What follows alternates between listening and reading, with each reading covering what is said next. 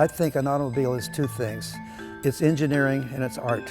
First thing you do is you're attracted to it by its aesthetics. You come into the showroom, let's say, you sit down in it, you touch it, you feel it, until you turn that key, it's all art. You've been attracted to it by its aesthetics, at which point you turn the key and now you start the engineering. I think this was driven more by an artistic thing, but also a sense of the need to be functional.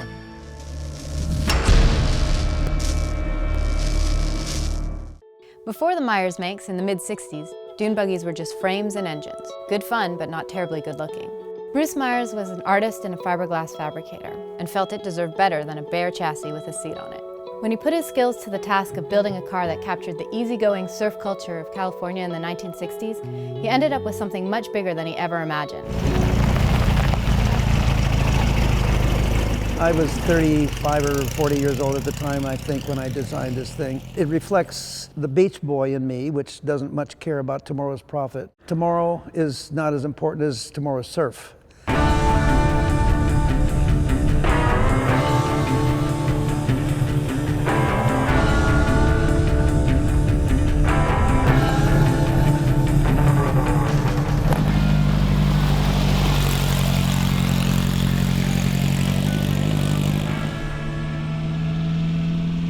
I grew up in the time of the first dry lakes. I was surrounded by my friends who were all hot rodding people, and I had a whole string of Fords. But when I popped up with this, such a divergence from the street rods that I grew up with, that it was a bit of a surprise. In 1964, Bruce finished the first ever Meyers Manx, a fiberglass monocoque tub that attached to a VW Bug suspension and running gear. The first 12 Manxes built used this design, and Bruce still owns the very first one, which he calls Old Red. Later, the Manx was redesigned to use a shortened VW belly pan, and things started to take off, with Meyers Manxes in movies, magazines, and on racetracks. It had its day in the sun. It was a glorious one.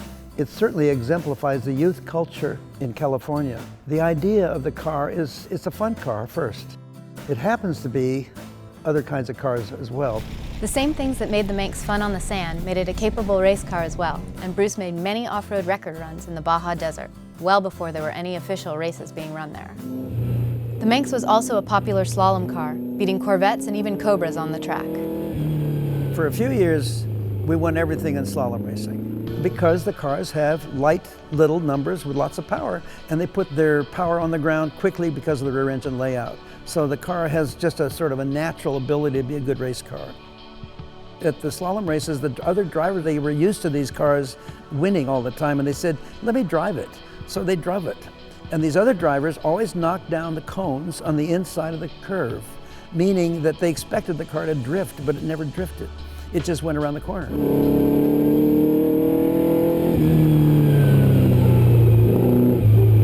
I did the very same thing a lot of people do. It was an aesthetic thing. I thought that the twin pipes, one pipe on either side, they're called trumpets, were cute because it was easy to get the oil, and for accessibility, they're good, but they kill power. On the trips into Mexico on the highway, they'd always drive away from me. I'm foot to the boards, I'm doing 64 miles an hour and they're doing 70. I was always moaning about it around the campfire, and they're saying, well, you got to put a collector system on your car. Those stupid twin pipes hurt horsepower because of the firing order. It's simply power killing. I went home and I designed what you see as a collector. We call it the Sidewinder.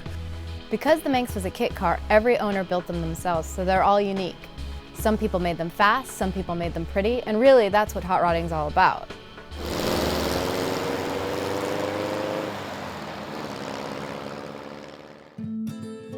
The Manx's good looks and popularity led to numerous knockoffs. Meyers Manx made somewhere around 5,000 kits between 1964 and 1970, but there's more than 250,000 buggies with Manx-like designs in existence. This makes the owners of original Meyers Manxes extremely proud of their cars. Perry Margoloff has so many Manxes in his collection that we lost count. He has original VW-powered cars, he has a car with a Corvair engine, and he has an original racing Toad.